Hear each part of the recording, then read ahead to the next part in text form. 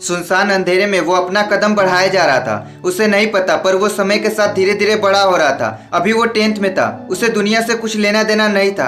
हरदम अपने ही धुन में खोया रहता है। उसे कहाँ पता था जैसे जैसे वो बड़ा होगा उसके पीठ से स्कूल का बस्ता उतारकर जिम्मेदारियों का बोझ थमा दिया जाएगा। अभी भी वो बच्चों वाली हरकतें करता, क्योंकि उसे तो सिर्फ मस्ती ही दिखाई देता।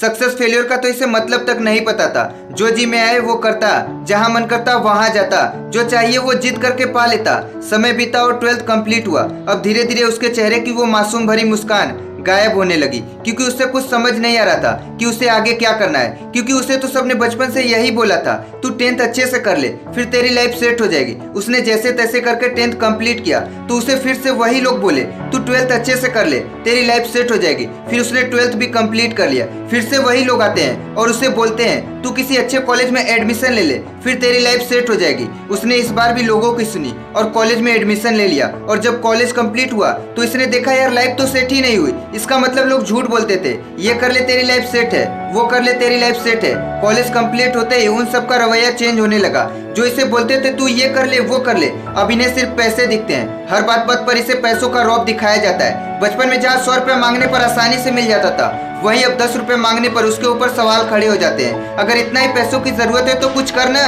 क्यों गवारों की तरह बैठा है, वगैरह वगैरह कह के सब उसे अपने शब्दों से तोड़ने लगे। और वो चुपचाप इन सब बातों को सुन के रह जाता। कभी किसी ने उससे पूछा ही नहीं, तू क्या करना चाहता है, तू क्या बनना चाहता है। बचपन से सब उस पर अपनी अपनी मर्जी थोपने में लगे थे।